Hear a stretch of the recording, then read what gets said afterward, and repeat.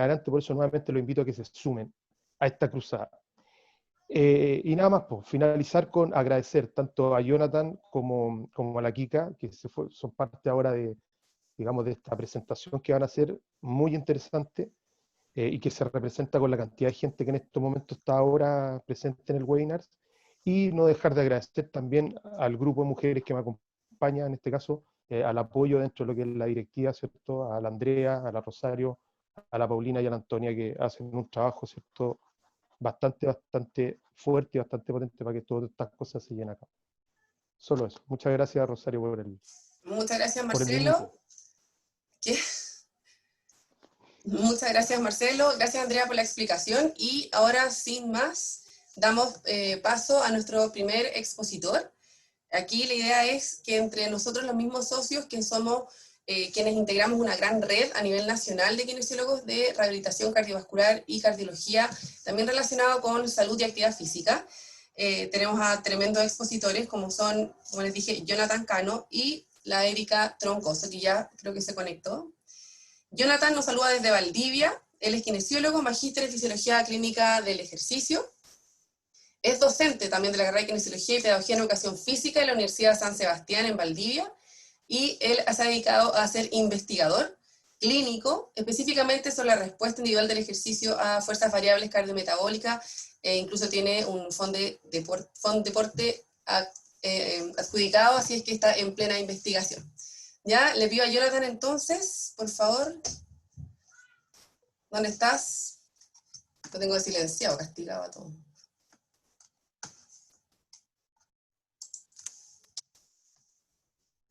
Ya, te voy a...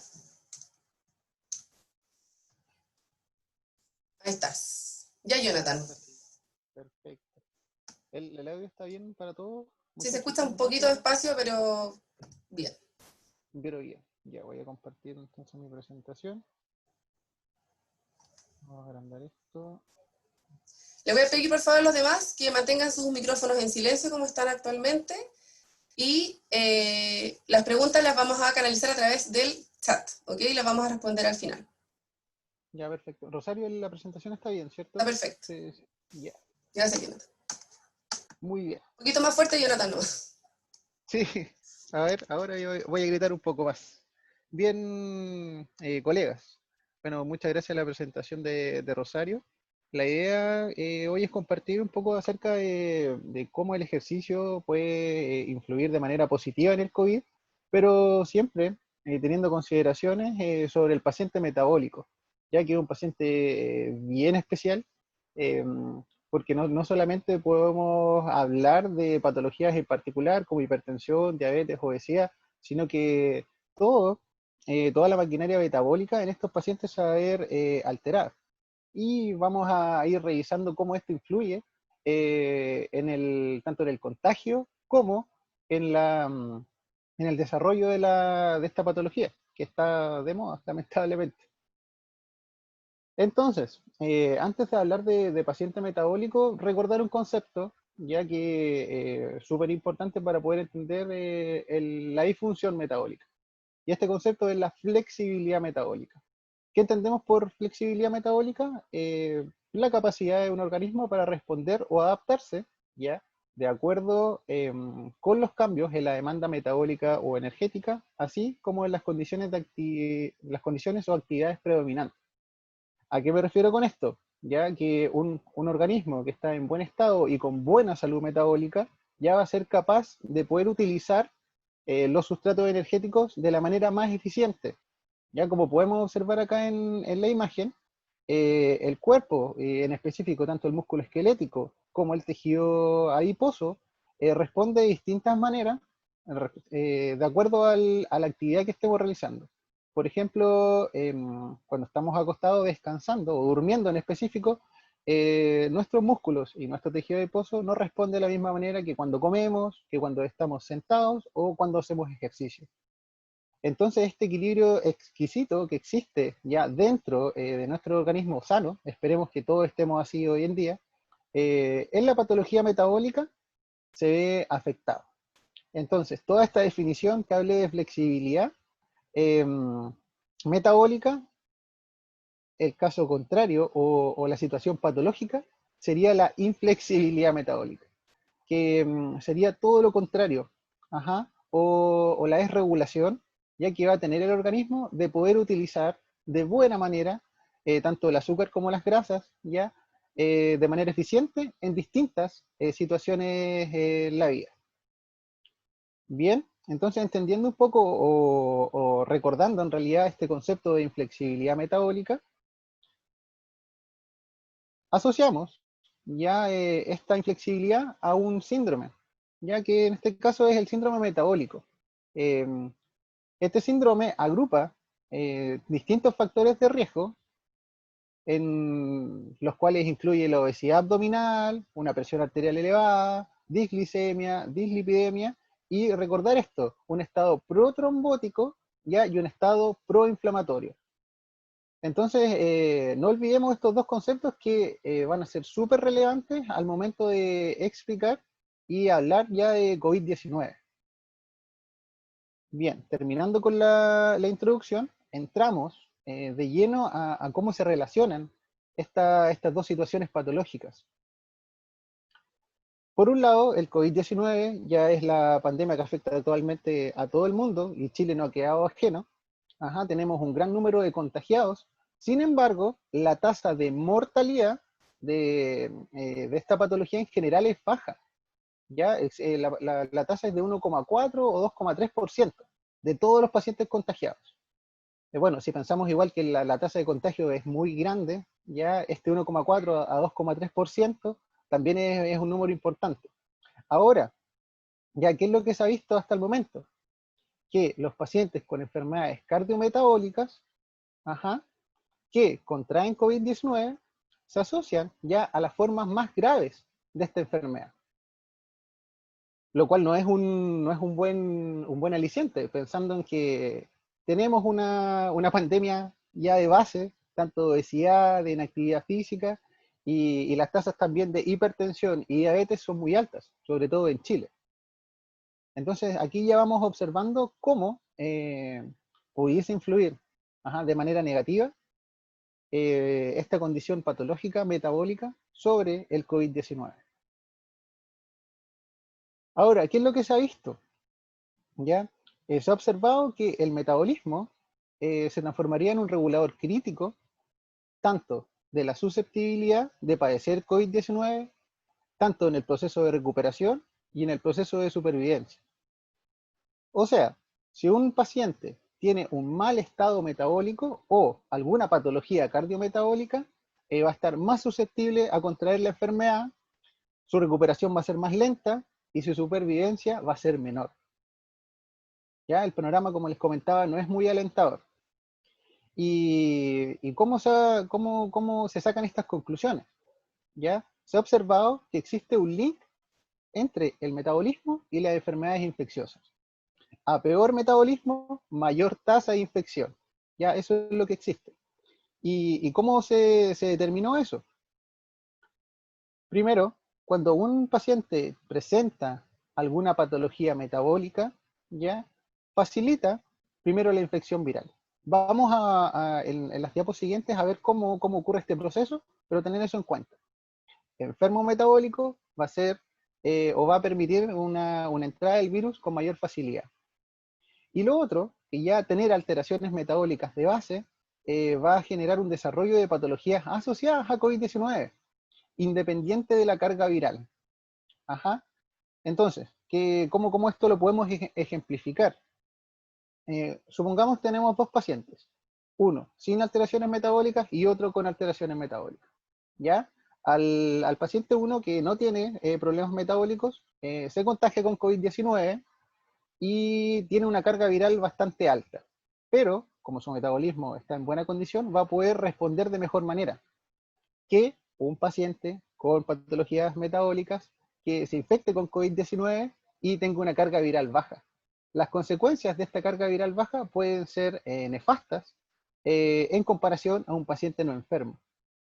Y también vamos a revisar en las otras diapos cómo ocurre eso. Y otro problema que se ha observado, no tanto en el COVID-19 porque no tenemos mucho tiempo de para observar la sobrevida, pero sí en otras patologías similares ya al COVID-19, que los sobrevivientes ya de la patología grave presentan complicaciones metabólicas. Ya, en palabras simples, un paciente que se infecta y no tiene alteraciones metabólicas, no tiene hipertensión, ni diabetes, ni lipidemia, luego de COVID-19 puede que padezca ya estas alteraciones metabólicas, solamente por cursar COVID-19. Entonces, es súper relevante conocer cómo nosotros vamos a actuar frente a esta doble pandemia que estamos viviendo actualmente. Para entender un poco cómo afecta las patologías metabólicas a la enfermedad, vamos a revisar esta imagen sobre el curso clínico y las manifestaciones principales.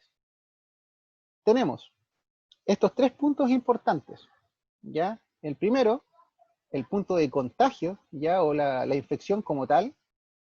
Vamos a observar también un efecto importante de las patologías metabólicas en los estados más graves, ya, acá en el estado 3, vamos a revisar eso igual. Y lo más relevante, creo yo, para los kinesiólogos que vamos a trabajar con pacientes de estas características, es que luego de cursar la enfermedad, algunos pacientes graves van a entrar a un nivel de salud menor que el nivel de salud que tenían previamente. Ajá. Entonces van a ser pacientes que ya van a venir más disminuidos en este nivel. ¿Qué podemos destacar también de esta imagen? Que luego del contagio de COVID-19 puedes entrar en una de estas 3 etapas. ¿Ya? La primera, rápidamente, son pacientes principalmente asintomáticos o con síntomas muy leves. ¿Ya? El estadio 2 son pacientes que ya presentan neumonía. El estadio 2A es sin hipoxia y el estadio E con hipoxia. Y el estadio 3, el más grave, es donde se presenta el síndrome de distrés respiratorio, se puede observar igual shock, y son pacientes que ya necesitan cuidados intensivos. En este estado 3, ya aquí podemos tener 2 posibilidades. O el paciente se transforma en un no sobreviviente, o puede pasar al estado 4, que es el estado de resistencia, ya donde el paciente está recuperado, pero como comentaba anteriormente, puede entrar, o sea, esta recuperación no puede ser total, ya pensando en el estado basal que tenía ese paciente. Entonces recordemos estos 3 estados: contagio, complicaciones de la patología y este nuevo nivel basal de salud. Ya vamos a hacer hincapié en esos 3 puntos. Hablando primeramente de la susceptibilidad a la infección viral y replicación viral, ya se ha visto que los pacientes metabólicos, ya, o pacientes que presenten hipertensión, diabetes u obesidad, van a presentar 2 características principales. La primera, ya, es que se va a ver aumentado la expresión de la enzima convertidora de angiotensina tipo 2, ¿ya?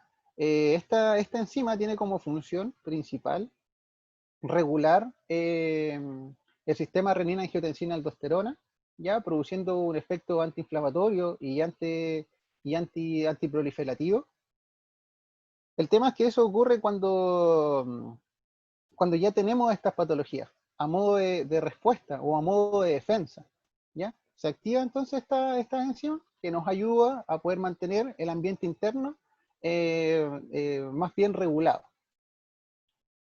Lo complejo es que el virus COVID-19, o que produce la enfermedad COVID-19, ingresa al organismo uniéndose a esta enzima convertidora de angiotensina, principalmente.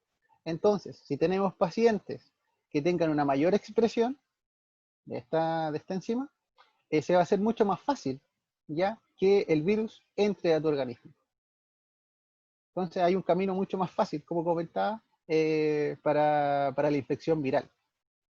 Y lo otro que ocurre en el paciente metabólico es que la respuesta inmune, o la respuesta al final frente a cualquier patógeno, se va a ver disminuida y retrasada. Y con esta situación no es muy alentador, ya pensando en que el virus es muy contagioso, ya, y en este tipo de pacientes ya funciona, o más que funcione, el virus puede trabajar sin tantas defensas. Ajá, o no va a tener nada que lo detenga, en definitiva. Sí, no encontraba las palabras, pero por ahí va. Entonces ya tenemos este ambiente que va a permitir una infección viral mucho más rápida y una replicación viral sin contratiempos. Y en particular, podemos observar que en un paciente con diabetes mellitus solamente se observa un retraso en la respuesta inflamatoria antiviral, ya asociada a la pérdida de función de las células TH1 y también a la disminución en la acción de la interferón 1, que tiene que ver con la respuesta antiviral, ¿ya? Entonces el virus entra, pero el cuerpo no responde de manera oportuna. Y lo otro que se ha observado en diabetes mellitus es que existe una inhibición de la quimiotaxis de neutrófilos, disminuye la fagocitosis y la muerte intercelular de microbios. Entonces, estando el virus dentro ya del organismo o dentro de la célula, es muy poco probable que lo podamos destruir de manera completa. Ajá. Si es que estamos en esta situación de alteración metabólica. Por otro lado, ya los pacientes que presentan obesidad, se ha observado que en el tejido adiposo existe un aumento ya en este AC2, lo que generaría, ¿ya? O lo que transformaría en realidad este tejido adiposo en un reservorio viral. Esta situación se ha observado ya en pacientes con influenza. Al no ser directamente COVID-19, sí lo podemos asociar. Entonces, pensando en pacientes obesos, tenemos que este tejido adiposo puede ser un reservorio viral, lo que impediría ya la rápida remoción del virus del organismo, porque ya va a estar ahí guardado de cierta medida. Y por último, tenemos que los pacientes con hipertensión, eh, existen medicamentos para poder controlar estos niveles de presión arterial, ya principalmente los IECA y los ARA2. ¿Y qué es lo que se ha observado también? Es que estos medicamentos pudiesen aumentar la expresión ya de esta enzima convertidora de angiotensina tipo 2.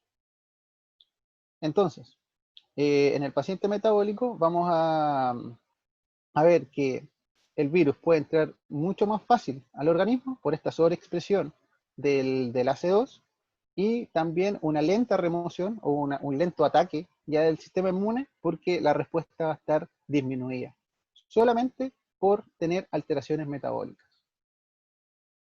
Bien, eso respecto a la susceptibilidad de infección viral y replicación viral.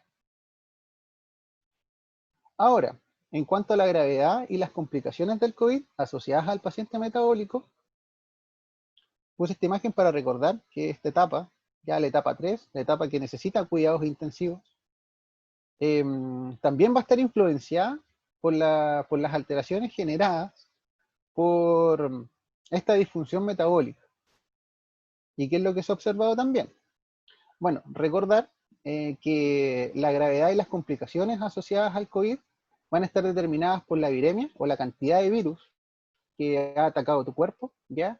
¿Cuál va a ser el efecto que tenga la tormenta de citoquinas, ¿ya? Dentro de tu organismo también, y cuál va a ser el efecto que genere disfunción endotelial asociada, ¿ya? A el ataque del virus. ¿Ya? Estos tres elementos son los que condicionan la gravedad y las complicaciones del COVID-19. ¿Qué es lo interesante? Que en los pacientes metabólicos con COVID-19, por lo general, van a presentar complicaciones independientes de la carga viral. Ya eso lo había comentado en las diapos anteriores. ¿Y qué es lo que pasa acá? Ya hice un paralelo, o bueno, sí, un paralelo entre las tres patologías principales metabólicas, que son la diabetes, la hipertensión y la hipertensión, donde en la diabetes en particular se ha observado que existe una respuesta hiperinflamatoria tardía, solamente ya por tener esta patología. Entonces, tenemos toda la acción del virus ya dentro del organismo y nosotros le asociamos ya toda esta respuesta generada en la diabetes. Una respuesta hiperinflamatoria tardía que va a potenciar la tormenta de citoquinas. Por otro lado, se ha observado, ya que, y esto no es algo nuevo ya para todos, que hay disfunción endotelial microvascular. Se ha observado que la hiperglicemia a nivel de vasos sanguíneos de endotelio produce disfunción, ¿ya? Y ahí todo el tema asociado a pie diabético o a nefropatías principalmente o alteraciones cardiovasculares. Pero la disfunción endotelial microvascular existe, ¿ya? En la diabetes. Y una de las acciones ya fisiopatológicas que genera el virus en el organismo es disfunción endotelial. Entonces se potencia esta situación solamente por tener diabetes. En cuanto a la obesidad, se van repitiendo estos elementos. Porque en la obesidad se ha observado que hay un aumento en las citoquinas proinflamatorias, ¿ya? Que potenciaría la tormenta de citoquinas. También existe una disfunción de la función respiratoria en general, generando un patrón restrictivo principalmente. También en la obesidad como tal se genera un ambiente protrombótico y se produce disfunción endotelial microvascular y como habíamos hablado anteriormente, este tejido adiposo aumentado por la obesidad se transforma en un reservorio viral. Entonces, poder atacar el virus se torna muy complejo, muy complejo.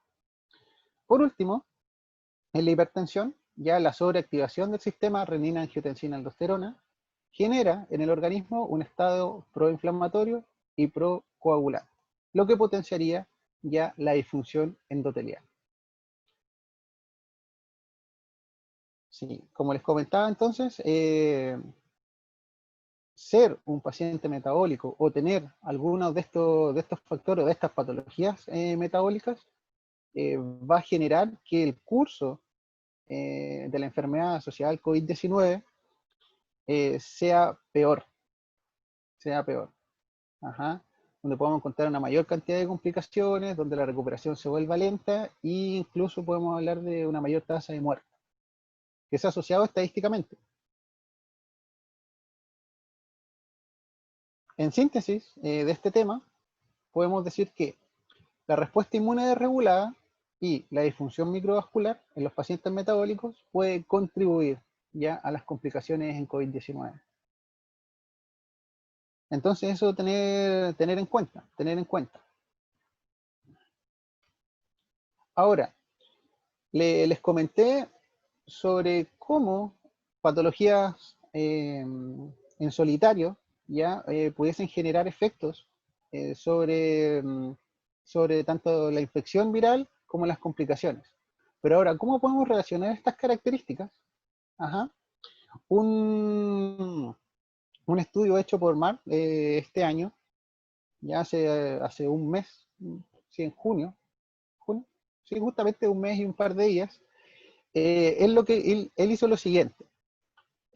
Tomó estudios desde el año 2000 al 2020, donde sacó variables relevantes que pudiesen estar asociadas entre diabetes en este caso y el síndrome de distrés respiratorio agudo. Entonces tomó todas esas variables y a través de procesos matemáticos generó este esquema, donde se pueden generar líneas de asociación y donde este autor encontró que existían 3 ejes que determinaban la relación entre, en este caso, diabetes y el síndrome de distrés respiratorio agudo asociado a COVID-19. Destaquemos que los puntos en la imagen, los puntos celestes, ya corresponden a los ejes, y los puntos verdes serían los biomarcadores o cómo se miden al final estos ejes, ¿ya? En cuanto a cantidad y cualidad, ya de cada uno de estos elementos. Bueno, el primer eje, o el más importante, o el que más se destaca en realidad, es el eje AC2. Hablábamos en las diapositivas anteriores que este eje, o este elemento, que es la enzima de convertidora de angiotensina tipo 2, es la vía de entrada del virus ya al organismo. ¿Y qué se ha observado?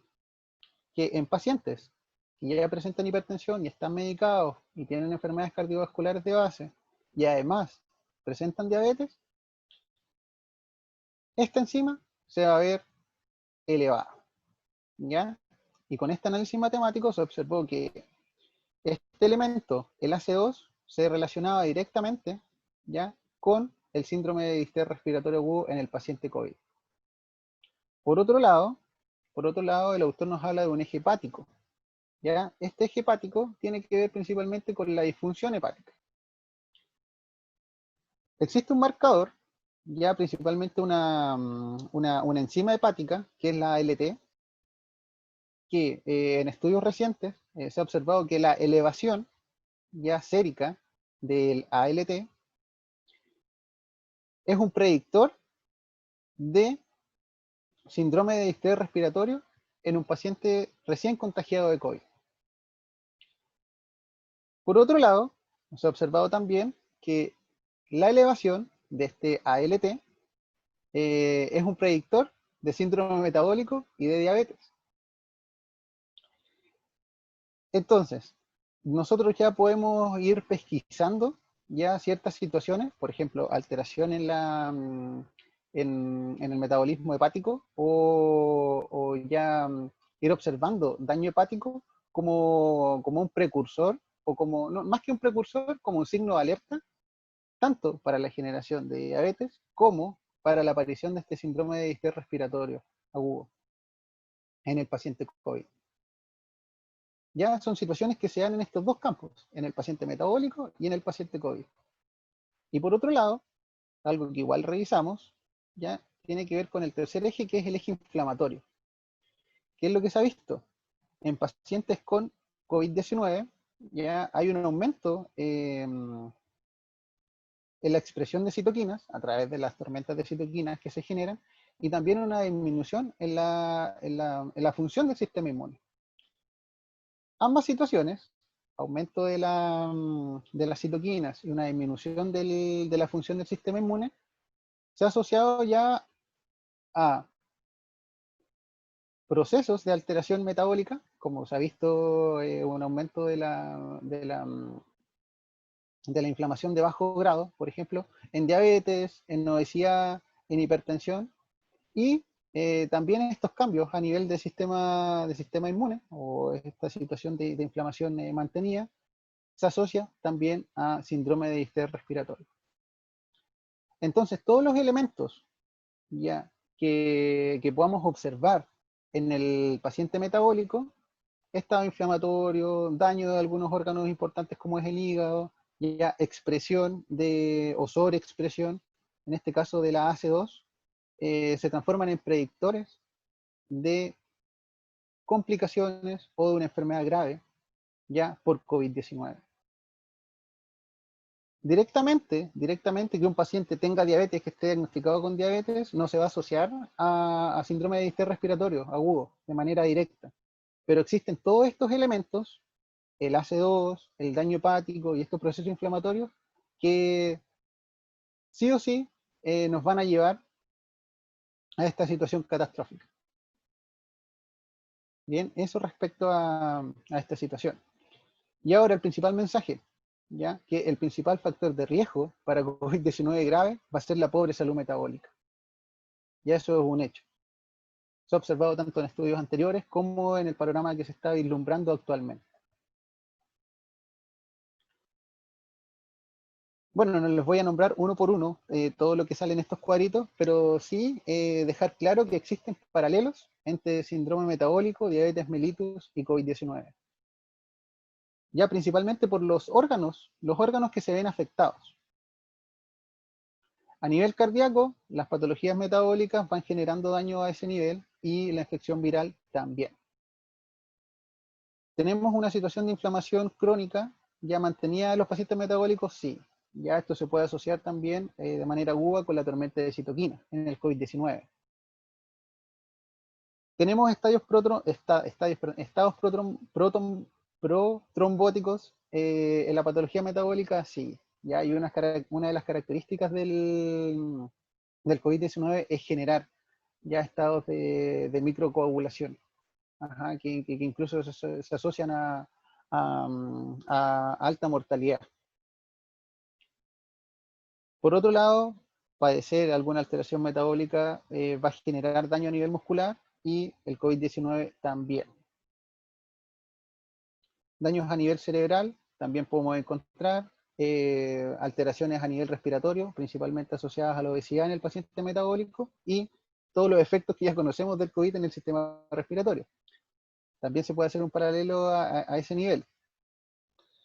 A nivel de daño renal, ¿sí? Se ha observado que la hiperglicemia y niveles de hipertensión elevados genera daño renal, y uno de los tejidos predilectos por el COVID-19 es el tejido renal, que también genera daño directo. Y por último, el hígado ya no queda fuera. Ajá. Y en un paciente metabólico la tendencia va a ser el desarrollo de hígado graso no alcohólico. Y también la elevación de ciertas enzimas hepáticas, ya asociadas al daño hepático. Y en COVID-19 también ocurre lo mismo. Ajá. El virus ataca directamente al hígado, generando también aumento de las enzimas hepáticas, ya como sinónimo de daño renal. Entonces son muy parecidos ya los efectos a nivel macro. Ya, todos los órganos se van a ver afectados. Y por último, ya terminando, las alteraciones metabólicas a largo plazo, ya en el paciente sobreviviente de COVID-19 grave o crítico. Recordemos esta etapa del curso de la enfermedad. Ya los pacientes que cursaron COVID-19 grave puede que no recuperen su salud al nivel basal. ¿Y qué es lo que se ha observado? Entonces, en un estudio de junio del 2017, él midió, en realidad encuestó en particular a pacientes que padecieron SARS-CoV, ya que sería la versión anterior del COVID-19, por llevarlo de alguna manera. Y hizo un análisis 12 años después de que estos pacientes sufrieron la patología. ¿Y qué es lo que encontró? Observó principalmente que estos pacientes ya presentaron alteraciones metabólicas, principalmente hiperlipemia, anormalidades cardiovasculares asociadas a hipertensión arterial, hiperinsulinemia, resistencia a la insulina, hiperglicemia, diabetes mellitus 1 o diabetes mellitus 2. Ya no todos los pacientes tenían todas estas condiciones a la vez, pero sí se podían encontrar ya sea una o más dentro de un solo paciente. Entonces ya en este estudio, con personas que ya sufrieron un virus similar ya al SARS-CoV-2 ahora, pudiesen presentar estas alteraciones. Y en síntesis, ¿qué tipo de alteraciones podemos encontrar ya a nivel metabólico después de un COVID grave? Alteración a nivel de músculo esquelético. Ya se pierde la capacidad metabólica del músculo esquelético, que puede generar atrofia, debilidad muscular, resistencia a la insulina en ese tejido, solamente por padecer COVID-19. Alteración del metabolismo de la glucosa también, a nivel muscular y a nivel del organismo en general. Daño en el páncreas, sobre todo en los islotes de Langerhans, donde se produce la insulina, ya que si este daño es muy pronunciado, te puede llevar a diabetes sin problema.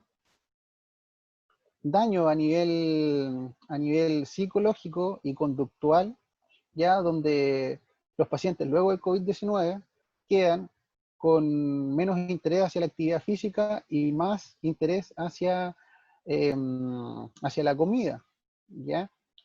Presentan alteraciones en la saciedad, ya presentan atracones, ajá, y como les comentaba, baja motivación por la actividad física, asociado principalmente a depresión, ansiedad o a estrés postraumático. Ya, estas alteraciones ya te llevan a estos cambios conductuales, muy riesgosos además. Por otro lado, tenemos que, como se genera daño también a nivel endotelial, vamos a tener un aumento elevado de patología cardiovascular. Y por último, hay un aumento en la composición grasa, se ha observado que luego de una infección viral de estas características hay un aumento de la composición grasa y un aumento de los ácidos grasos libres y triglicéridos circulantes.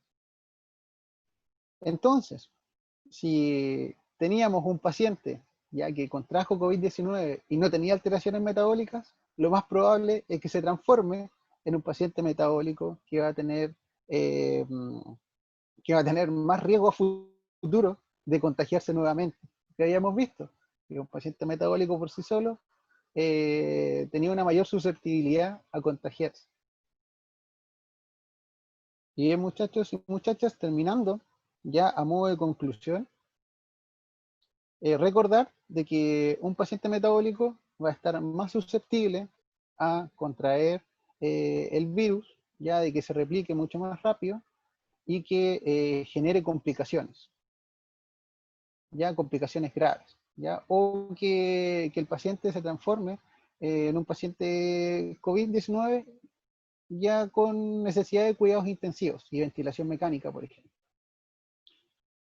Luego, si es que el paciente es sobreviviente, va a quedar o va a presentar secuelas ya a nivel metabólico sí o sí, tal como lo habíamos descrito anteriormente.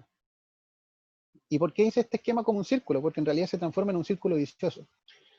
Porque un paciente con alteraciones metabólicas que queda con mayores alteraciones metabólicas se va a transformar en un paciente aún más susceptible a contraer este virus. Y si lo contrae nuevamente puede generar complicaciones aún más graves y acercarse mucho más a la muerte, lamentablemente. Pero eso también nos abre un camino, ya principalmente porque podemos ir atacando la primera pandemia que estamos viendo asociada a la inactividad física y los hábitos de vida no saludables a través de promoción y prevención, ya sea de la actividad física principalmente. Si es que no logramos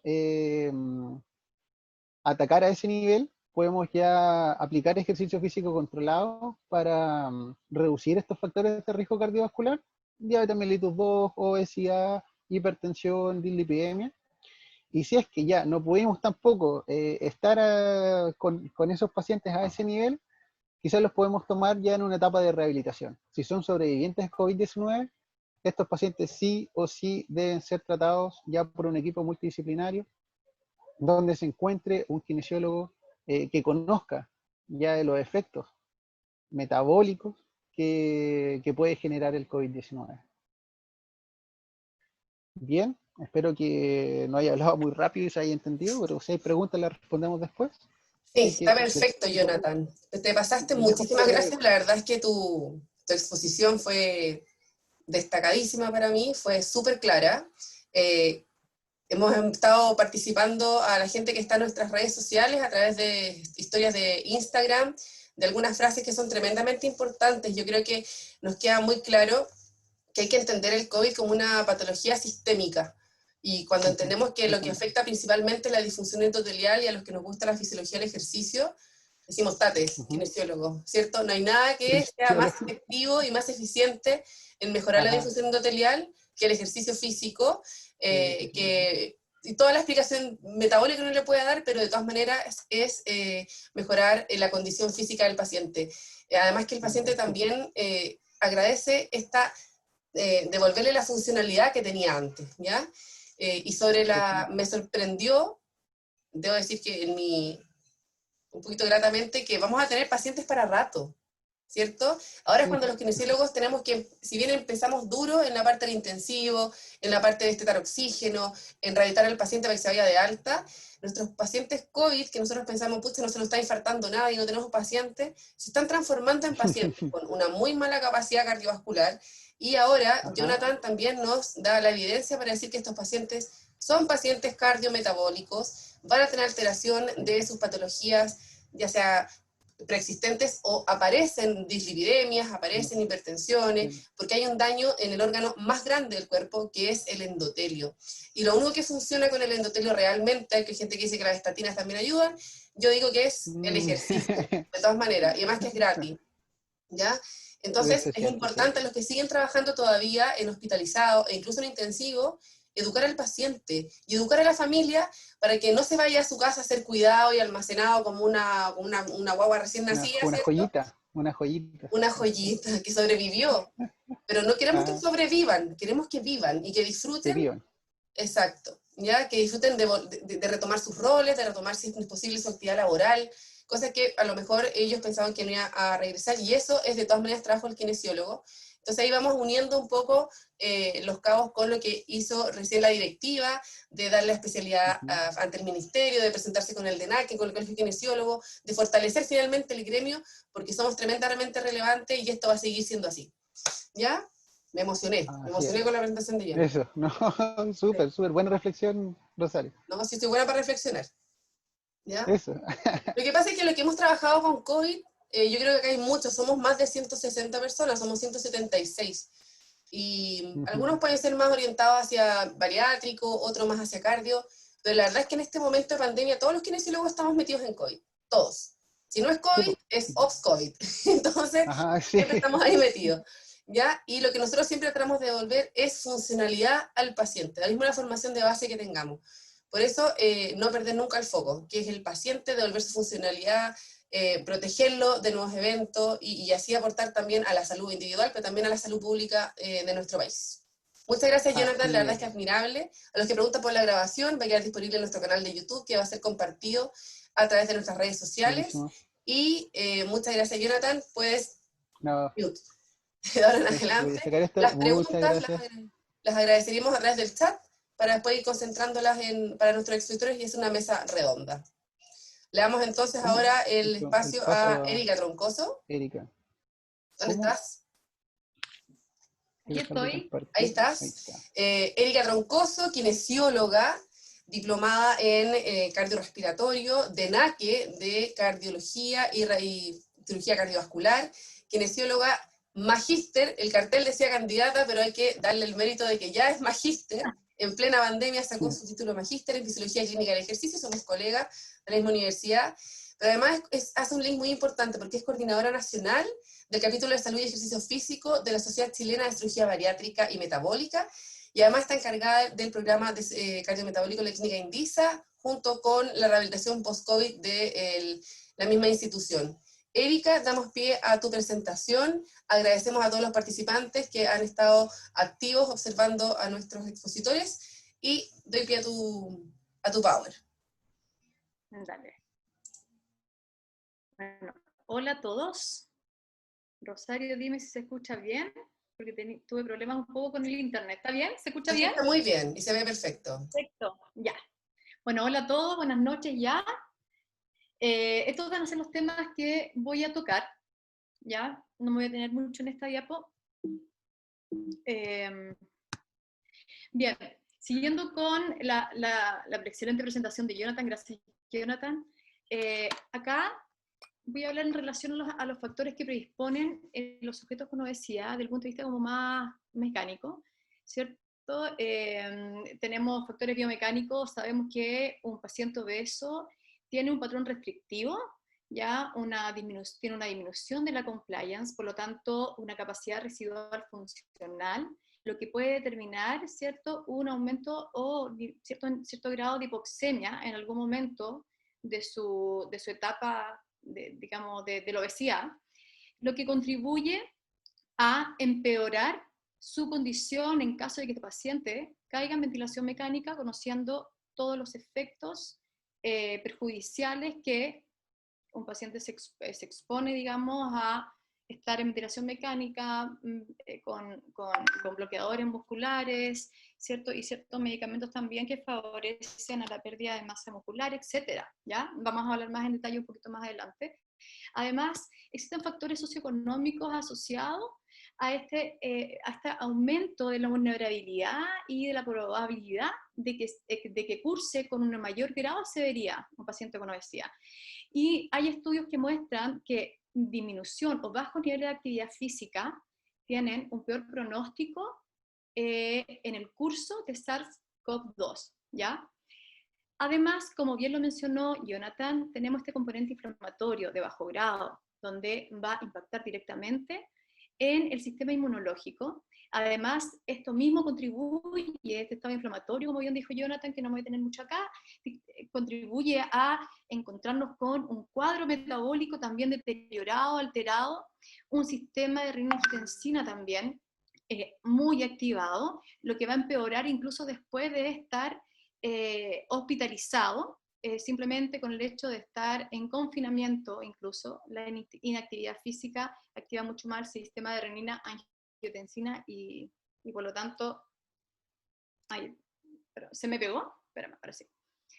Bien, por lo tanto, en resumen, vemos que los pacientes que cursan con SARS-CoV-2 vamos a encontrar que afecta a distintos órganos, ¿ya?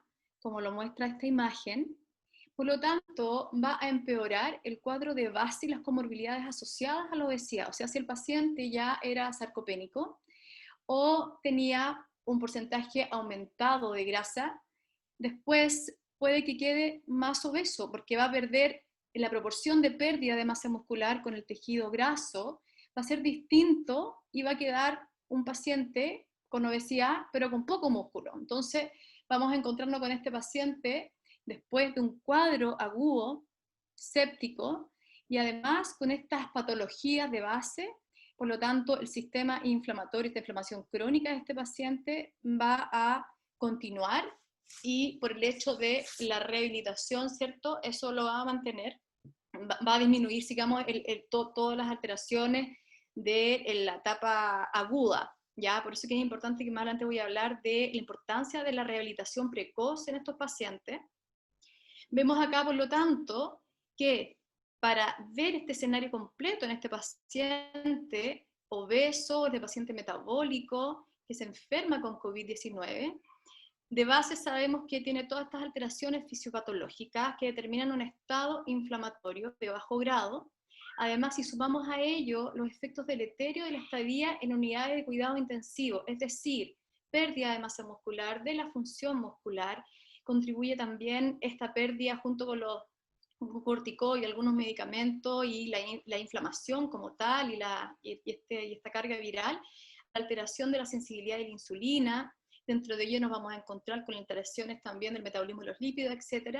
Y además es inevitable encontrarse con pacientes que no cursen con alteraciones de la funcionalidad, ¿ya? Y además de la cognición, lo que vamos a ver más adelante, que incluso estas se presentan a largo plazo, como consecuencia de una estadía en unidad de cuidados intensivos, ¿ya?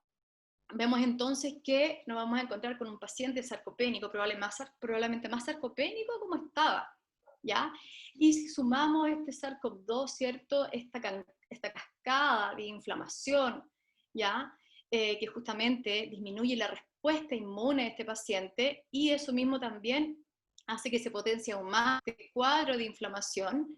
Además, no olvidar que son pacientes que están con una alimentación parenteral, ¿cierto? De hecho, hay protocolos que han estudiado, digamos, el retiro precoz o la medida que se pueda, junto con la sedación, el cambio de tipo de nutrición, y han visto que los efectos a largo plazo son mucho más beneficiosos, mucho más auspiciosos que en realidad que el gran porcentaje de pacientes que caen a unidades de cuidado intensivo.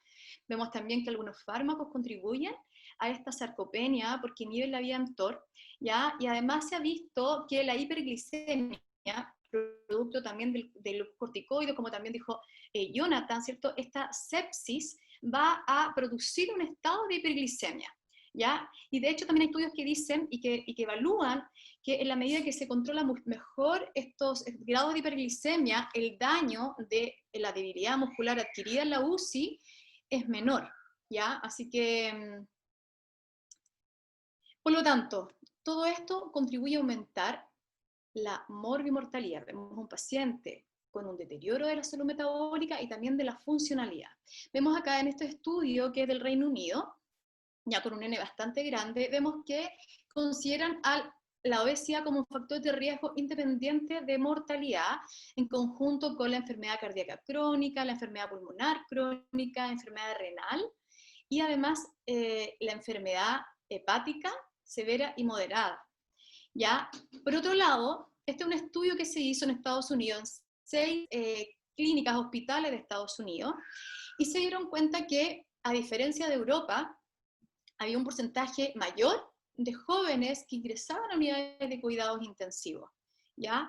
Y estudiaron la causa y se dieron cuenta que efectivamente existe una correlación inversa significativa entre la edad y el índice de masa corporal, porque pensemos allá en Estados Unidos, existe una obesidad de un 40% versus España, Italia, cercanos a un 20%. En Chile tenemos exceso de peso de cerca de un 60%, pero de ellos obesos tenemos un 23.3%. Entonces, vemos que efectivamente la obesidad es un factor que contribuye a que los pacientes tengan mayor riesgo de ingresar a una unidad de cuidado intensivo. Si bien la mortalidad de los pacientes obesos, que es lo que se llama la paradoja, no es la paradoja de la obesidad, es la paradoja de la sobrevida, que actualmente se ve en los pacientes con obesidad, de que efectivamente se agravan, pero no mueren tanto, no mueren mucho los pacientes obesos.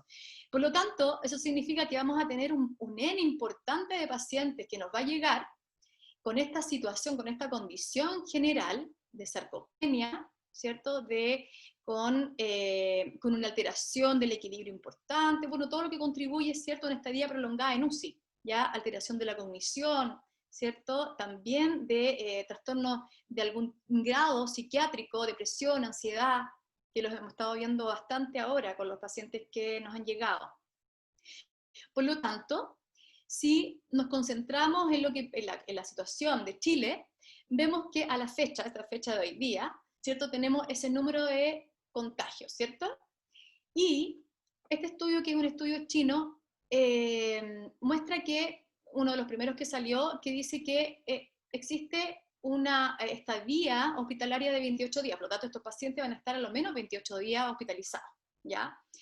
Y según la Organización Mundial de la Salud, de estos pacientes contagiados, un 6% va a cursar con un estado crítico. O sea, ya en Chile tenemos a lo menos 22.000 pacientes, o sea, vamos a tener, en este sentido, leí un artículo por ahí que decía un tsunami de demandas, o sea, vamos a estar realmente, y por lo tanto, de aquí surge la necesidad a nivel nacional de que el tratamiento del paciente que cursa con COVID y que queda con cierta secuela sea lo más precoz posible y transversal, vale decir, unirnos desde salud pública, privada, ¿cierto? APS, o sea, tenemos un sinfín de sitios donde podemos hacer rehabilitación. Por lo tanto, la invitación está a que se atrevan, ¿ya? Y aquí, no sé si hay alguien del ministerio acá escuchando, esperamos que sí, pero la idea es que hagamos algo en beneficio de estos pacientes, que son muchos. Por lo tanto, dentro de las secuelas que nos vamos a encontrar, tenemos la debilidad adquirida en la UCI, que sabemos, ¿cierto?, que es la combinación de la miopatía con la polineuropatía asociada, ¿cierto? Y se ve que el 50% de los pacientes que se conectan a la ventilación mecánica pueden cursar con debilidad adquirida en la UCI. ¿Ya? Ahora, si sumamos además algunas alteraciones en distintos dominios, como por ejemplo, alteración de la función pulmonar en algún grado, alteración de la función neuromuscular, también vemos acá alteración de la funcionalidad, o sea, cuánto camino ahora, camino más, camino menos que antes, alteración de la cognición, ¿cierto?, la memoria, la concentración, alteración de algunos cuadros psiquiátricos, como mencioné anteriormente, depresión, ansiedad, ¿ya? Y cuando hay una disminución o alteración de la calidad de vida, nos vamos a encontrar con el síndrome post-cuidado intensivo, ¿ya? Y esto, en definitiva, nos va a llevar a que nos vamos a encontrar con una alteración funcional y con una alteración de la calidad de vida importante de los pacientes y con un mayor grado de mortalidad. Vemos acá en este gráfico, ¿ya?, que vemos acá al año los pacientes más débiles tenían una menor sobrevida, como lo muestra esta línea más azul. Y en la medida de que es más débil, la sobrevida disminuye aún más. Vemos acá, además, en este otro gráfico, que si comparamos a individuos jóvenes, sanos, que están en su casa confinados en cama por 28 días, versus ancianos, adultos mayores, que están 10 días de inactividad en su casa versus 3 días de hospitalización, pierden una cantidad mucho más importante, ¿cierto? Cercano al triple de lo que pierde un joven por 28 días de masa muscular, ¿ya? Por otro lado, también es importante ver que producto de esta debilidad adquirida en la UCI, vemos que es inevitable que el diafragma también se haya perjudicado. Además, recordemos que el paciente o el sujeto con obesidad ya viene con un patrón respiratorio restrictivo, con una función muscular respiratoria no óptima, ¿cierto? El diafragma está en una posición que no tiene una ventaja mecánica y por todo lo que conocemos también, ¿cierto? Por lo tanto, nos vemos acá enfrentados a un paciente que a los 2 años, desde que cursó con este síndrome de estrés respiratorio agudo, ¿cierto? A los 2 años vemos que existe un porcentaje que presenta una disfunción diafragmática. Si bien no es significativo, la sobrevida, digamos, la diferencia de sobrevida, ¿ya? Pero sin embargo siempre existe a lo largo del tiempo una menor función diafragmática en relación al 71% de la curva roja, ¿cierto? Acá vemos en el gráfico derecho que a los 2 años los pacientes que cursan con debilidad muscular adquirida en la UCI tienen una sobrevida solo de un 46%, o sea, la mitad, así como hay muchos pacientes, por ejemplo, que ahora se van de alta y están tan felices a sus 80 años porque finalmente lucharon y pudieron salir del estado en que estaban, los aplauden, ¿cierto? Pero lamentablemente de los que salen, muchos de ellos a los 2 años o al año van a morir igual, que la mortalidad aumenta. Ahora, si se suma esta debilidad diafragmática con debilidad adquirida en la UCI, vemos que la sobrevida disminuye un 36% a los 2 años. Este es un estudio que me gusta mucho, que habla de cómo influye la capacidad funcional previa a un evento estresor como un estrés respiratorio, ¿ya? Y vemos en azul los pacientes jóvenes que tienen un potencial terapéutico rápido, o sea, ellos aquí a los 6 meses se recuperan y llegan a su capacidad funcional previa, ¿cierto? Sin embargo, vemos acá un adulto sano, ¿cierto? Que cursa con, o que más bien es conectado a ventilación mecánica y tiene además estadías más largas en UCI, ¿cierto? Nunca va a llegar a su capacidad funcional con la que ingresó el día de su hospitalización. Y por otro lado acá vemos que ya los pacientes adultos mayores con comorbilidades de partida ya tienen una capacidad funcional muy deteriorada y vemos acá que jamás van a llegar, ¿cierto?, a su estado funcional previo. Ahora, lo interesante de este gráfico es reconocer que tenemos en esta parte de acá, en esta parte del gráfico, tenemos un potencial terapéutico importante dentro de los primeros 6 meses. Es aquí la importancia de que los pacientes sean derivados en forma inmediata apenas salgan de la UCI, del hospital, de la clínica, a un centro de rehabilitación. Acá vemos también que la diferencia entre adultos mayores y sujetos más jóvenes, que si bien el primer año mejoran su funcionalidad, esto en relación al test de marcha de 6 minutos, ¿ya? Pero en la medida que fue avanzaron en el tiempo, llegando a los 5 años, vimos que incluso hubo una disminución de su funcionalidad. O sea, llegaron, acá el mayor valor fue cercano al 76% del predicho, lo que debiesen haber hecho en el test de marcha de 6 minutos. Por lo tanto, muy importante, una rehabilitación precoz. Vemos acá que los pacientes que se someten a un programa de rehabilitación temprano, o sea, dentro del primer mes, presentan una mayor sobrevida que aquellos que no iniciaron su periodo de recuperación dentro del primer año. Y acá, en relación a la incidencia de readmisiones a unidades de cuidados intensivos, vemos que también aquellos pacientes que realizaron rehabilitación precoz tuvieron menos readmisiones, ¿cierto?, que los pacientes que se retrasaron en su inicio de terapia. Y acá también, lo mismo en el fondo, vemos que al año, ¿cierto?, vemos que la mortalidad es mucho mayor para aquellos pacientes de que iniciaron un programa de rehabilitación pulmonar después de los 90 días.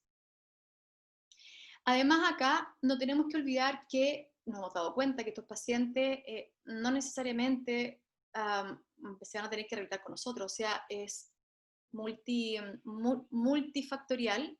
Tenemos dominios variados que se van a ver afectados, por lo tanto acá es importante que esté a cargo de un equipo multidisciplinario. Vemos acá que el daño cognitivo que ocurre después de una sepsis es un estudio que se hizo en donde se evaluaba a un nene muy grande cada 2 años, hasta que alguno hacía una sepsis, y desde ahí nuevamente lo seguían evaluando en la capacidad, el deterioro cognitivo.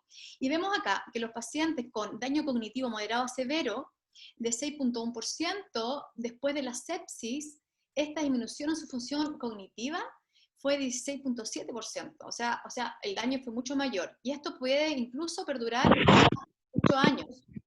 Y acá vemos también que en este mismo estudio muestra que aquellos pacientes que no tenían, lo de verde acá, no tenían ninguna alteración, esto es antes de la sepsis, y esto es después de la sepsis.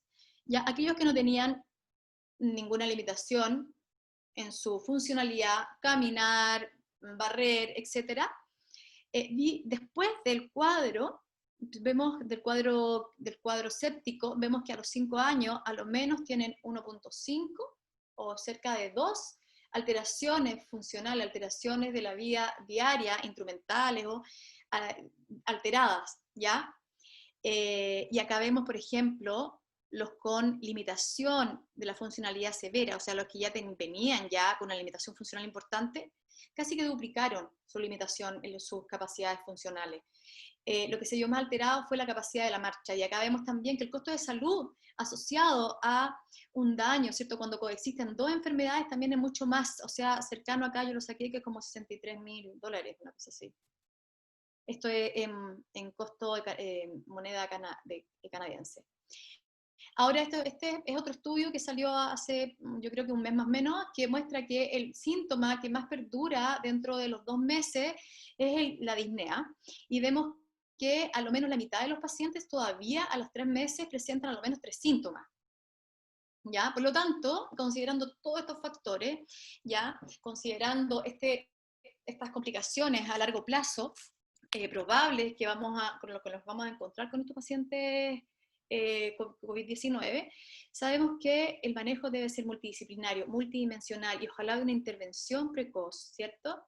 Vemos acá que la evaluación clínica, por lo tanto, tiene que ser completa, ojalá considerar también ver la valoración por un equipo de nutrición, ¿cierto? Considerar los test de función pulmonar, que aquí en general la idea es que sea ojalá después de los 3 meses, dependiendo la Sociedad Británica Torácica, ellos recomiendan que se evalúe después de los 3 meses, ¿ya? Y sobre todo porque se ha visto que las capacidades pulmonares no se han visto tan alteradas, sino que más bien, como es una enfermedad intersticial, la capacidad de difusión, o sea, existe un 40% más o menos de alteración en la capacidad de difusión de estos pacientes, ¿ya?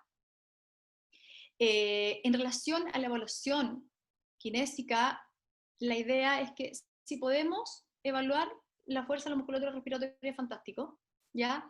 La fuerza muscular existen. En la literatura nombran la MRC, ¿cierto? También un test manual, evaluar si vence gravedad o no, ¿cierto? Además, para sentarse también ha sido utilizado en algunos estudios que muestra fuerza y potencia, ¿ya?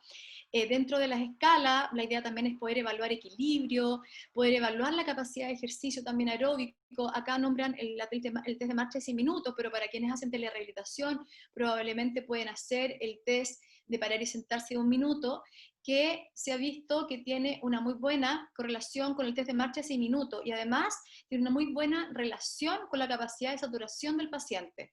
Ya, COVID, salió un estudio que es la referencia, no la puse acá, quien quiera que me la pida se la puedo mandar, pero se ve que caídas de 3% de la saturación son significativas en un paciente post-COVID, ¿ya? Evaluar también el nivel de actividad física, además de evaluar las actividades de la vida diaria, tenemos acá distintos índices que se pueden evaluar la fragilidad también de estos pacientes mediante estos cuestionarios, ¿cierto? Estas escalas, la fatiga muscular, que es el síntoma que más ellos perciben después de los 2 años en conjunto con la disnea, ya evaluar función cognitiva por el equipo, ¿cierto? Ya sea el equipo de terapia ocupacional o quien está a cargo, el equipo de salud mental, y evaluar, por supuesto, la calidad de vida. Vemos acá, es una escala que salió justamente para evaluar la funcionalidad del paciente COVID, en donde muestra los distintos niveles de funcionalidad. En base, es muy simple y es muy rápida de realizar, en base a sus actividades de la vida diaria, al caminar, comer, si es capaz de realizarlo o no. Entonces ustedes pueden utilizar esta escala de manera de valorar qué grado de funcionalidad tiene. Si el paciente tiene una limitación muy importante, ya ustedes quizá no le van a hacer el test de marcha, a lo mejor le pueden hacer el test de parar y sentarse, o quizás el test de marcha estático en el lugar, o el de 30 segundos que mide fuerza, pero sin embargo es posible. O sea, yo he tenido pacientes que le he hecho el de 1 minuto y me han hecho 5 repeticiones, ¿ya? Y después la reevaluación, que fue antes de ayer, hizo creo que 12, no me acuerdo, por ahí. Por lo tanto, ¿qué consideraciones debemos tener en un paciente metabólico? ¿Ya? Uno considera el grado de atrofia, importante la debilidad muscular, ¿cierto? Que nos va a llevar a esta disfunción física, valorarla de alguna manera, y también sabemos que estos pacientes van a tener un mayor riesgo de lesión debido a este cono inflamatorio, la sobrecarga que siempre han estado expuestos, por lo tanto también ahí, y además a la posición prona, ¿cierto? Que pueden cursar con daño o más bien algún tipo de grado de lesión de tendón manguito rotador o de hombro.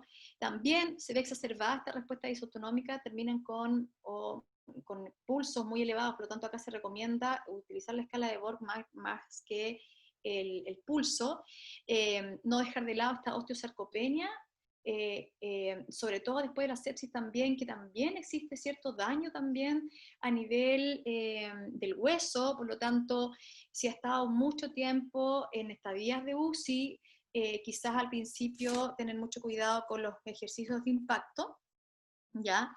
Que sí hay que incluirlo en una etapa posterior justamente para mejorar esta condición.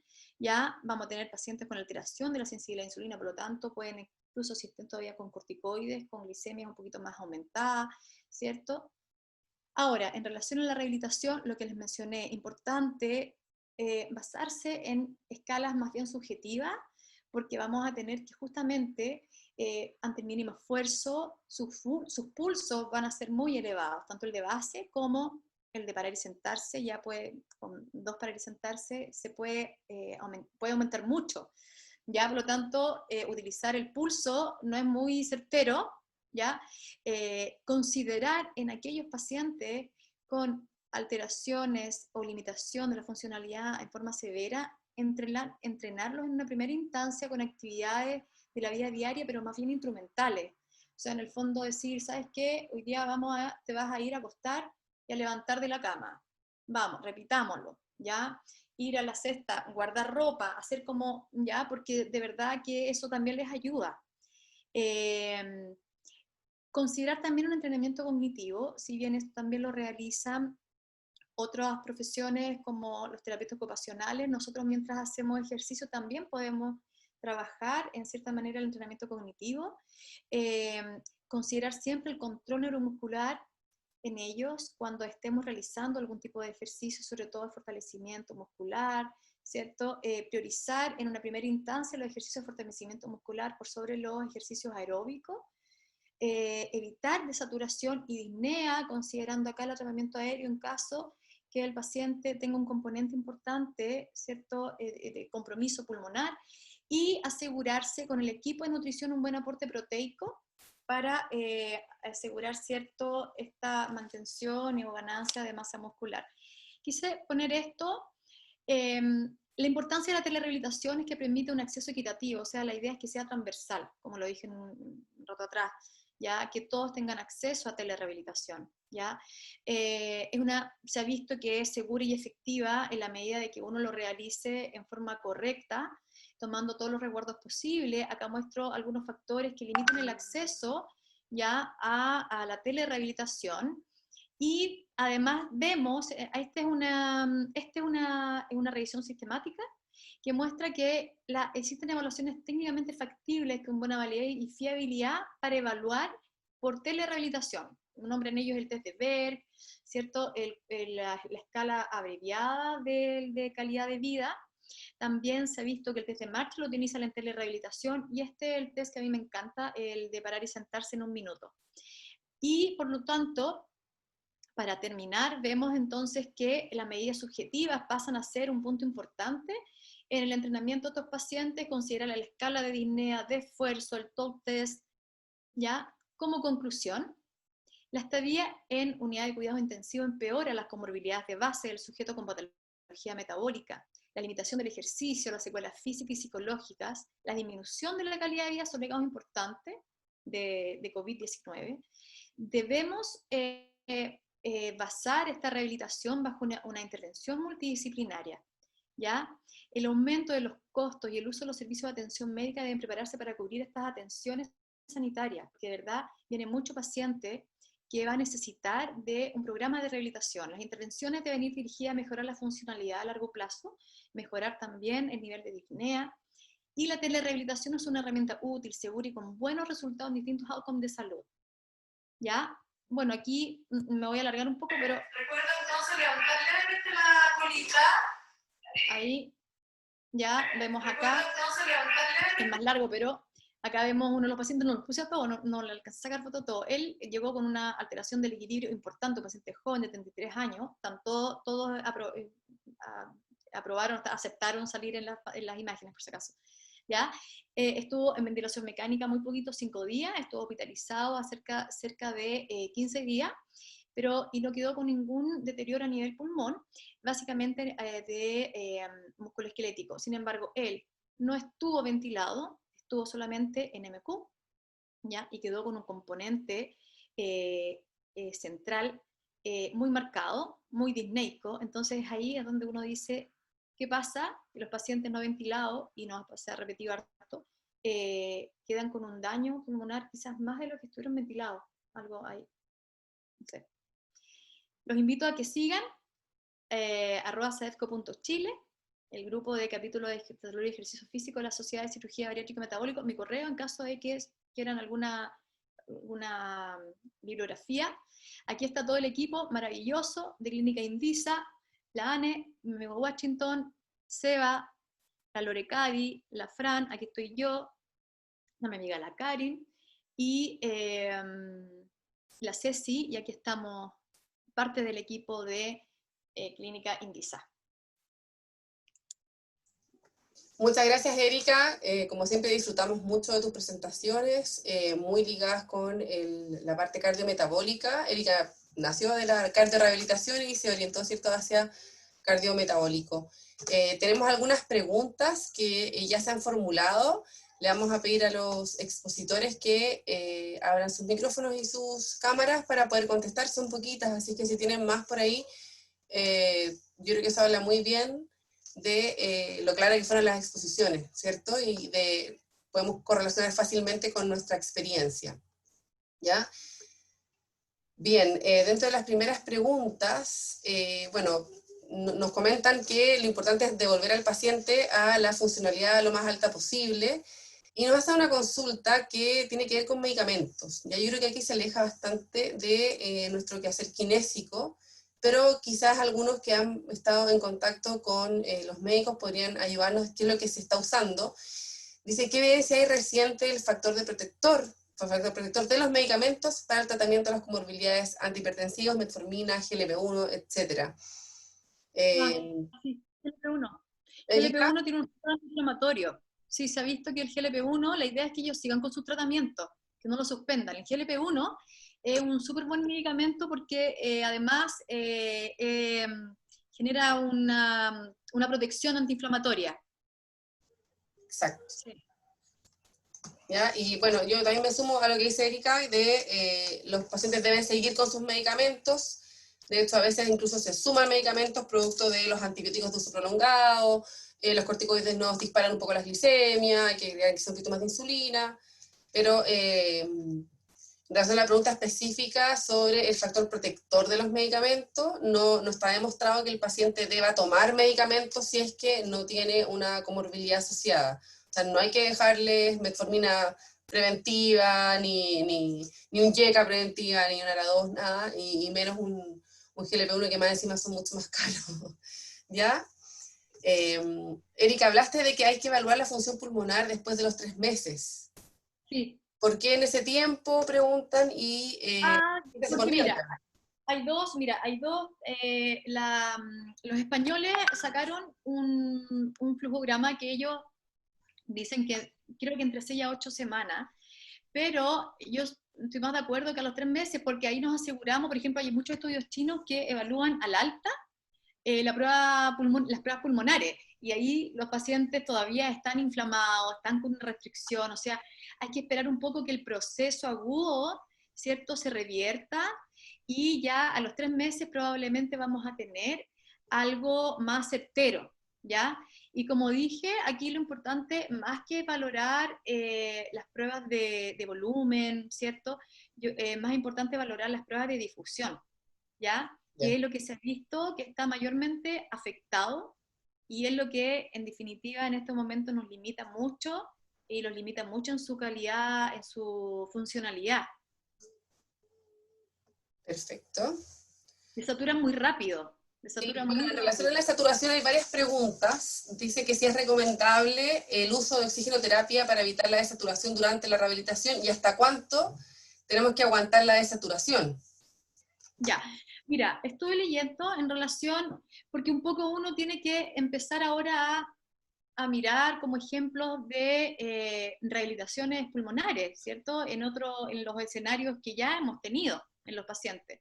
Entonces se ve que si el paciente tiene de base una patología pulmonar, probablemente uno va a ser un poquito más flexible, quizá a que llegue a saturaciones quizás a 86, 88, ¿ya?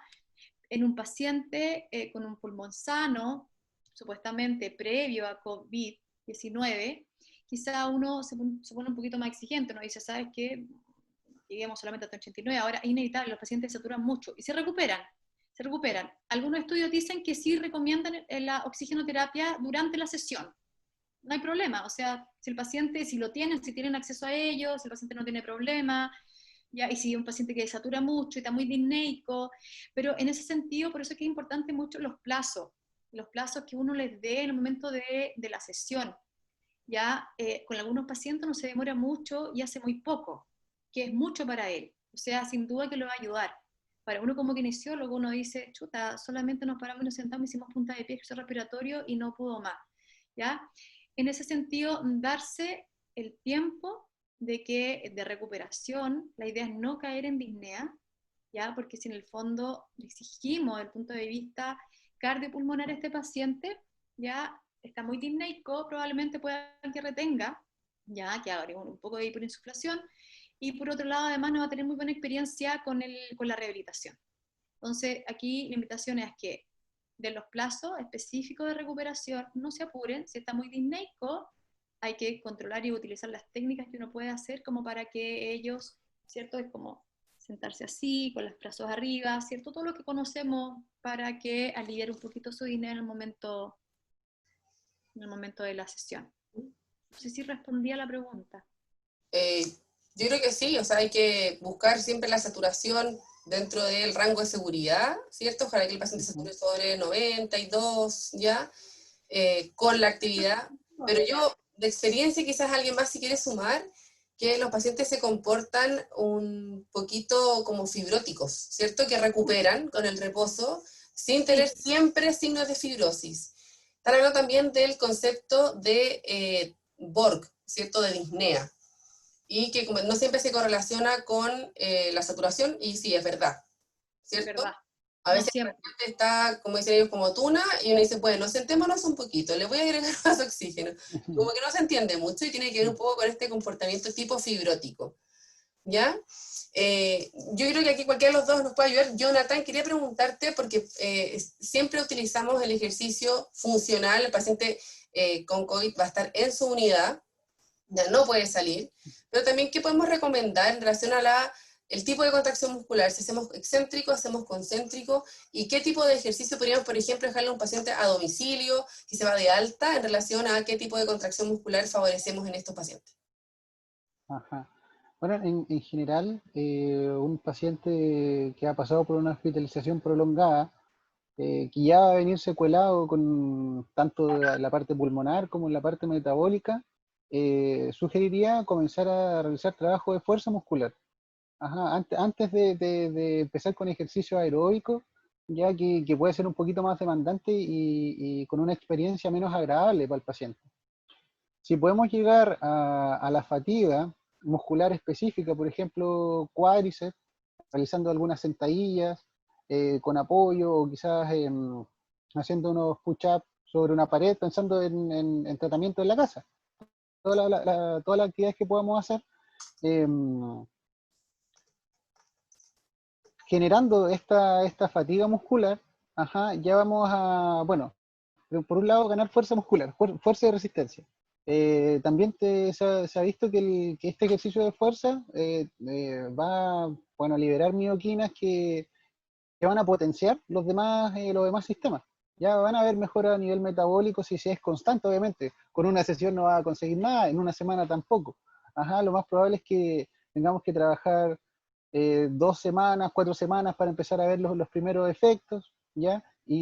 Pero en particular, pensando en el tipo de contracción, en mi experiencia, yo no he trabajado, por ejemplo, a través de telerehabilitación con contracciones excéntricas puras.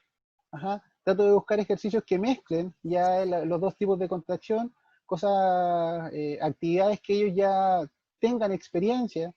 Ajá, pensar como levantarse y sentarse en una silla, ajá, o levantar cosas con los brazos o hacer push-up, que son actividades que en el día quizás no las hacen tanto, pero las podemos dirigir hacia un ejercicio en particular, ya tratando de activar la mayor cantidad de musculatura posible, y así ya ir generando este estrés fisiológico a nivel muscular, para ir abriendo ya un camino hacia la mejora de la salud metabólica, mejora del equilibrio, mejora de la salud cardiovascular. Y cuando, luego de pasar esta etapa, yo estoy especulando, ya no he tratado directamente un paciente post-COVID, porque acá en Valdivia no hay. O sea, hay muy poquitos casos y en realidad no hay una tasa tan grande de secuelados. Pero la experiencia con pacientes metabólicos y con pacientes hospitalizados, la idea es esa, ya comenzar a hacer todo lo que más se pueda dentro de los límites tolerables del paciente. Ajá, y ahí están las escalas de percepción subjetiva de esfuerzo, que eso nos orientan ya hasta qué punto llegar. Ajá, eso es lo que podría comentar hasta acá. Ahora, también hablaron de un deterioro del equilibrio del paciente, por lo tanto, habría algunas evaluaciones que no podríamos realizar, y se hace la pregunta de si no puedo hacer el test de sentarse y pararse en un minuto, ¿qué otra forma tengo de evaluar la capacidad funcional del paciente, capacidad cardiovascular del paciente, por las alteraciones asociadas a sistema de equilibrio, sistema vestibular, fuerza, contracción muscular? ¿Qué otros test quieren ustedes? Mira, cuando existe un daño de una limitación importante de la funcionalidad, en ese sentido guiarse por las actividades de la vida diaria y hacer cuestionarios. Por ejemplo, el cuestionario que mostré yo, ese lo están validando un grupo de chilenos. ¿Cómo Ahora se en llama español. ese cuestionario, Erika? Se los comparto por acá. Perfecto. Se los comparto. Ya. ¿Sí? Y yo diría que en función de, porque la funcionalidad se altera mucho. O sea, yo volviendo un poquito con el comentario, con la idea previa, por ejemplo, yo hago ejercicio de predominio excéntrico, ¿ya? Con elástico, incluso acá, simple, para sentarse mayor tiempo sentado, y cuando ya controlan más, cuando ya hago el ejercicio excéntrico, parece ya con las dos piernas y baje con una, y fíjate que han andado bastante bien, pero acá es súper importante que al principio, de verdad que hay que evaluar la funcionalidad y hay que evaluar el grado de disnea que ellos tienen, porque simplemente el hecho de parar y sentarse es lo que más a ellos los desatura y les provoca disnea, y hay muchos incluso que cursan con excesos de tos. Entonces, no es fácil en el fondo interactuar, ¿ya? Y a distancia, nosotros estamos trabajando por telerehabilitación, entonces quizás en una primera instancia trabajar como musculatura más analítica, trabajar mucho equilibrio, ¿ya? Por ejemplo, cuando hay alteraciones del equilibrio, uno igual puede evaluar el equilibrio en la marcha, ¿ya? Ahora, si hace uno el apoyo unipodal, va a tener más riesgo, ¿cierto? Si estás haciendo solo a distancia, digamos, ¿ya? Pero si estás presencial, lo puedes hacer, ¿ya? Hay hartas preguntas acá. Pero no te preocupes, vamos ordenando. En relación a, ustedes han mencionado muchos ejercicios, ¿cierto? Incluso han dado ejemplos que son bastante funcionales. Y los colegas quieren saber si existe una forma útil de evaluar la carga del paciente. Y yo le meto la colita a la pregunta, ¿es necesario evaluar la carga óptima del paciente en forma objetiva o nos seguimos basando en las actividades funcionales? Mira, hay una guía que incluso dice evaluar con isocinética. Ahora, ¿quién tiene Fantástico, todo el mundo tiene, en el living de Todo la el mundo tiene, yo En dije, la casa, en todas las fantástico. casas están. cocina, no en una raqueta. Personalmente, como hay un daño, hay un deterioro de la funcionalidad, yo creo que no es necesario evaluar la carga. Porque en el fondo, pensemos que ya uno va a estresar ese sistema, ese músculo, y vas a tener respuesta sí o sí. De hecho, hay otro estudio que muestra la debilidad adquirida en la UCI y se ve, eso ocurre por los corticoides, ¿cierto? La nutrición, por el cuadro séptico, por la inflamación, etcétera, por todo lo que ocurre esto, y que el ejercicio atenúa esta debilidad, o sea, ya lo que haga va a ser beneficioso. Iba a poner yo también otro estudio que lo encontré súper bueno, no lo puse porque era mucho, pero que dice, tú vas a tener igual cambios en la función muscular si trabajas con baja carga, con alta carga, pocas repeticiones, pero siempre y cuando llegues a la fatiga. O sea, en el fondo, tú puedes trabajar con 20 repeticiones si quieres llegando a la fatiga y vas a tener quizá el mismo efecto o similar que aquel que trabaja con alta carga, o sea, harto peso, mucho peso y pocas repeticiones. Entonces, mi respuesta es, en esta etapa, cuando lleguen con mucha disfunción, no es necesario evaluar la carga en forma objetiva. Si lo pueden hacer, fantástico. Maravilloso. Pero si no, no importa, porque los resultados los van a tener igual. Jonathan, está preguntando también sobre algo que vemos habitualmente, que son elevaciones del dímero D, cierto riesgo importante de TEP, incluso micro-TEP, que no son detectados en AngioTac. ¿Qué precauciones tenemos que tener si el paciente tiene un dímero D muy alto? Clínicamente, obviamente, nosotros nos aseguramos, y todos los pacientes COVID están con anticoagulación profiláctica, ¿ya? Pero ¿hay algún punto de corte? ¿Qué nos podemos aportar? Porque hoy sabemos que si se ve afectada la función endotelial, obviamente se ve afectada la función antitrombótica. ¿Qué podemos considerar? ¿Se nos fue Jonathan? No, ahí está. No, acá estoy. ¿Qué podemos considerar en relación a los valores de laboratorio que tiene el tema de la anticoagulación? Ajá.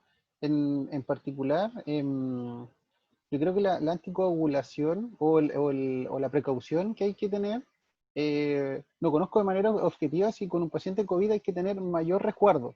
Ajá. Yo creo que tiene que ver con los recuerdos que hay que tomar en un paciente hospitalizado común. Si es que pensamos en generalizar una respuesta.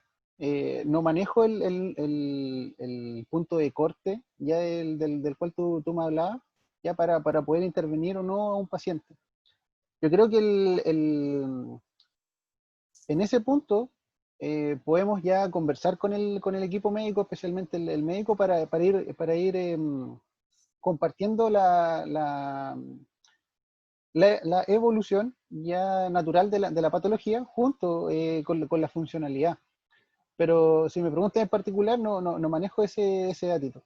Pero si tenemos Yo creo antecedentes de que un TEP, por ejemplo, a ver, clínicamente nosotros sabemos que un paciente con dímero D aumentado es no, ¿cierto?, de que podría estar haciendo un TEP o unos micro-TEP.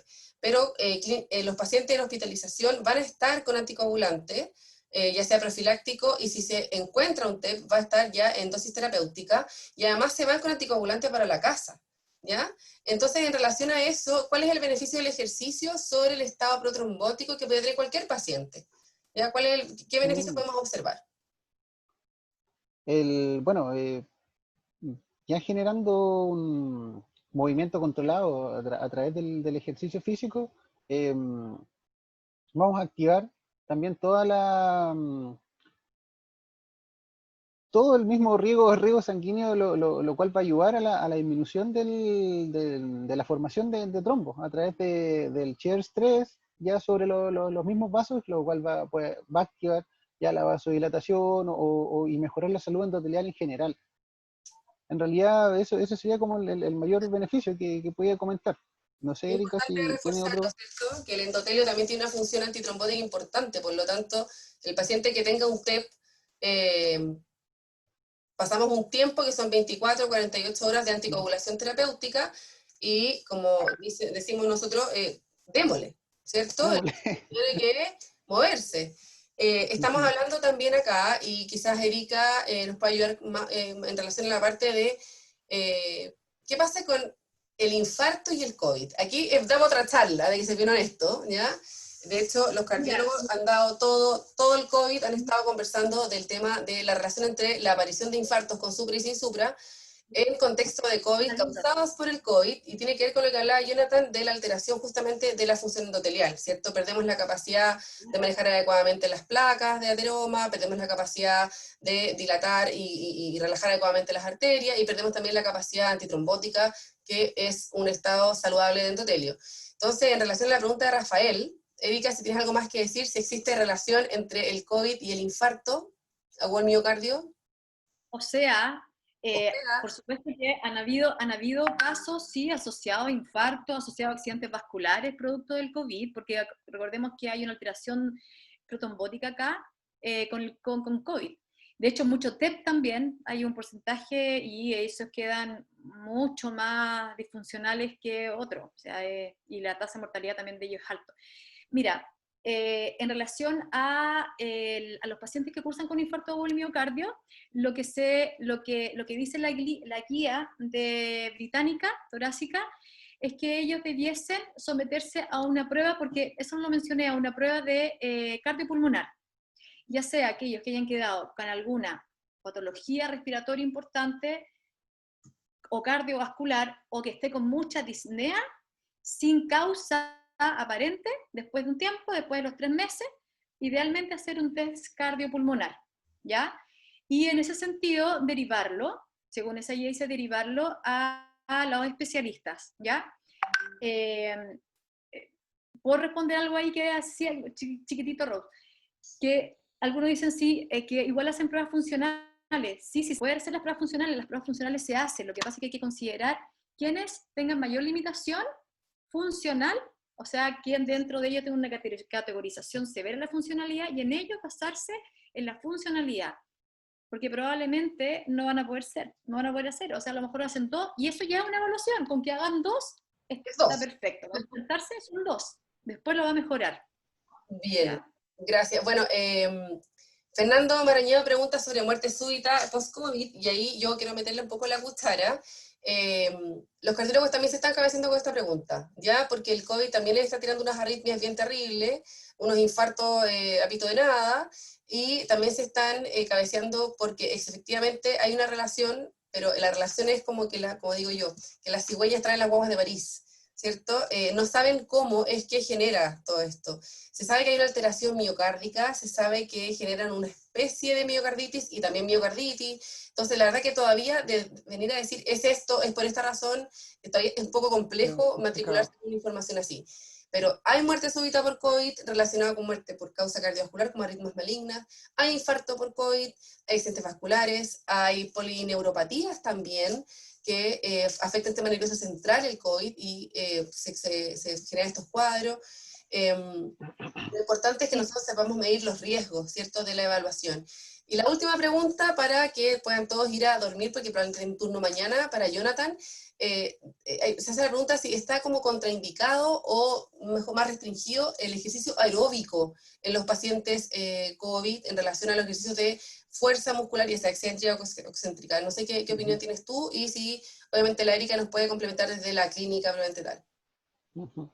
Yo creo que, bueno, dejar claro que cualquier modalidad de ejercicio en un paciente de estas características va a ser favorable, ¿ya? Lo que puede cambiar entre un paciente y otro es la tolerancia a ese ejercicio.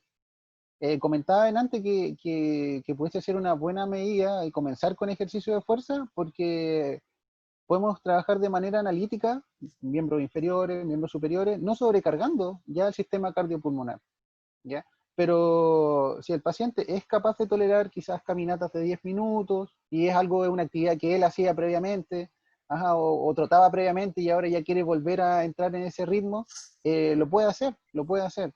El tema de fondo es siempre ver la tolerancia del ejercicio al paciente y buscar la mejor alternativa para que el paciente se vuelva adherente, porque ahí entramos en otra historia que es tremenda, a ver cómo podemos enganchar primero a un paciente a ejercicio, ¿ya? Porque hay que pensar que un paciente con COVID no tiene idea de ejercicio, quizás nunca se movió antes, y además va a venir con toda esta carga ya de enfermedad que se va a ver en una situación totalmente nueva. Y puede que se canse rápido caminando, entonces ya buscamos otra alternativa, pero el consejo más grande es buscar el estímulo que mayor placer le cause a la persona, en particular. ¿Y Y agregar un poquito, sí, considerar siempre la progresión de las sesiones. O sea, no está contraindicado el ejercicio aeróbico. Como bien dijo Jonathan, todo va a depender de la funcionalidad y de la tolerancia que el paciente tenga a su actividad de la vida diaria, o al ejercicio, o a la actividad física, ¿ya? Que son cosas distintas. O sea, podemos encontrar pacientes que están muy bien, de que lo derivaron igual porque se cansan más que antes, pero sin embargo toleran súper bien todos los ejercicios, ¿ya? Y en ellos uno hace igual ejercicios aeróbicos, con intervalos, etcétera, de acuerdo a cómo lo vaya tolerando. Pero quizá recalcar que en aquellos que hay un mayor grado de disfunción, menos tolerancia a sus actividades de la vida diaria, decirles, no tengas miedo de moverte, haz tus cosas en la medida que puedas en tu casa, porque muchos se limitan y dicen que no, o sea, si tienes que barrer, barre, si te cansas, toma asiento, ¿ya?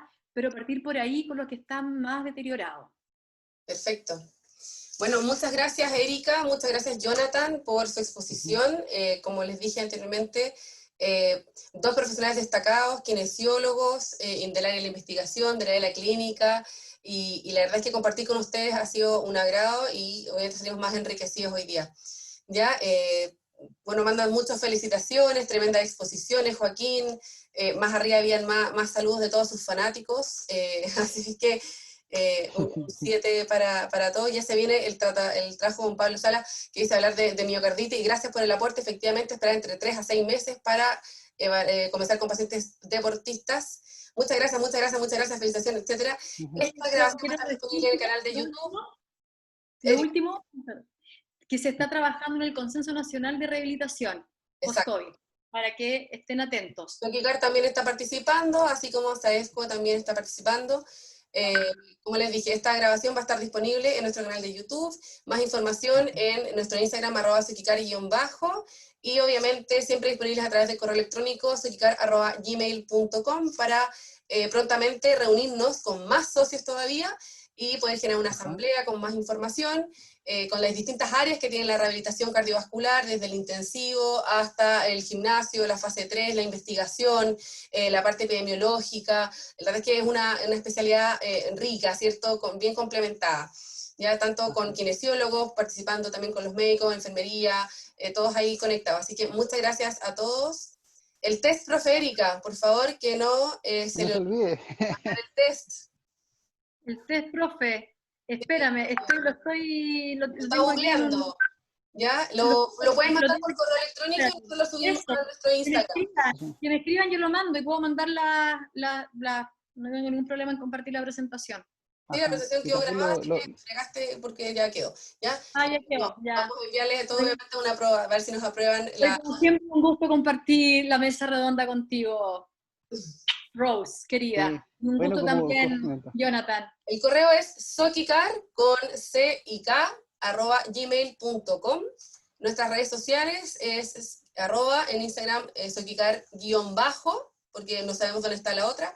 Y obviamente en YouTube vamos a estar compartiendo el link a través de nuestra secretaria Antonia, que nos está siempre comunicando con redes sociales para mantenernos siempre en comunicación. Eso es muy importante, actualizándonos. Si alguien está haciendo un webinar, lo podemos compartir. Es importante mantenernos al día y en redes. ¿Ya? Así es. Bueno, por mi parte, agradecer a todos los asistentes. A todos los asistentes fueron 177, todavía hay 107 ahora escuchándonos, siendo casi las 11 de la noche. Bueno, agradecer a la organización también, Rosario, y tremenda exposición, Erika. Un gusto trabajar con ustedes, chiquillas.